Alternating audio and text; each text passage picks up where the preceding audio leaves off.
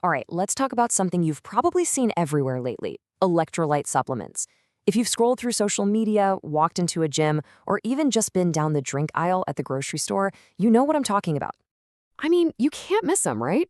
These bright, colorful powders and fizzy tablets, they are just everywhere. Influencers are ranking their favorite flavors, athletes swear by them. It's wild how fast they went from being this niche thing for elite marathon runners to something you see in everyone's water bottle. So that brings up the million-dollar question, doesn't it? With all this hype, do you actually need one? I mean, really, for your daily life or your weekend hike, is this something you should be doing? Well, it's not a simple yes or no. And honestly, the answer is way more complicated and a lot more important than you might think. Getting this right is a big deal for your health, and getting it wrong, it can actually be pretty dangerous. So let's peel back the layers and see what's really happening inside our bodies. Okay, first things first, think of your body like a super complex, high-tech electrical system. And what powers that system? What are the little sparks that make everything work? Yep, you guessed it, electrolytes. So what even are electrolytes? Fundamentally, they're just minerals. We're talking about sodium, potassium, magnesium, stuff you've heard of. But here's the magic trick. When you dissolve them in water, like, the water that makes up most of your body, they get a little electric charge. And that's the key. They become the literal sparks that run the whole show. And these little sparks, they do, well, pretty much everything.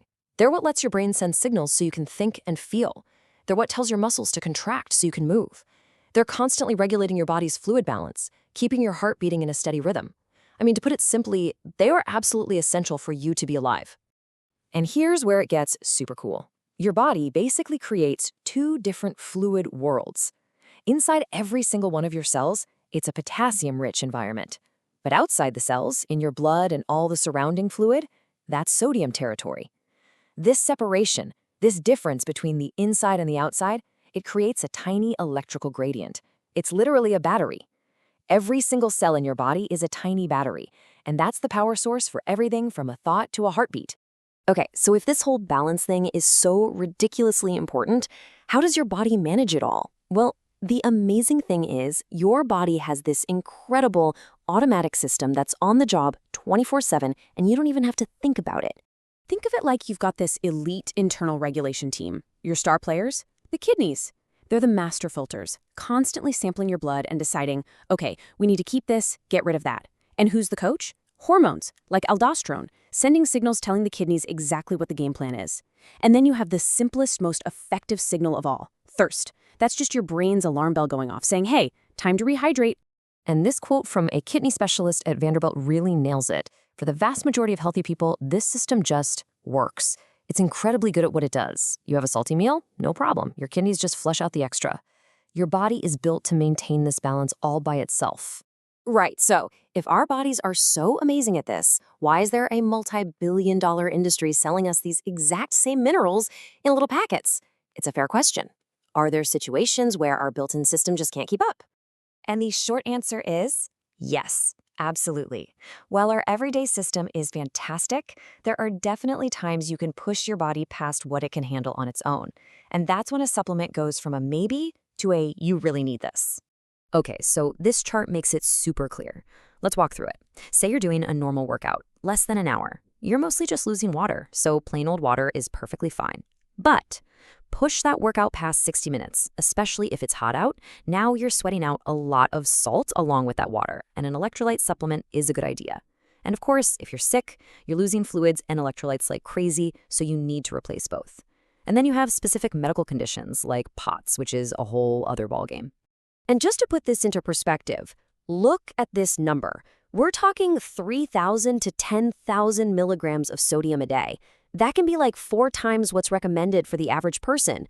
For patients with POTS, this is a medical necessity, done with a doctor to help manage their condition. It just goes to show you that the need for electrolytes isn't one size fits all.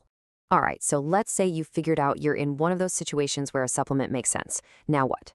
You go to the store and there are a million options, and you've got to know they are definitely not all the same. You basically have 2 main camps. Over here, you've got your classic sports drinks. Their main job? Fuel. They're designed to give you quick energy from sugar, and yeah, they have some electrolytes. But then over here, you have oral rehydration solutions, or ORS. These are different. They're medical-grade formulas designed for one thing and one thing only, to reverse dehydration fast. Totally different tools for different jobs. Now, you might look at an ORS label and see sugar or glucose and think, oh, that's just for taste. But it's actually the secret ingredient, and the science is incredible. It turns out a little bit of glucose acts like a key. It unlocks a special door in your gut that doesn't just let the glucose in, it actively pulls sodium and water in right behind it. It's a biological hack that makes you rehydrate way, way faster.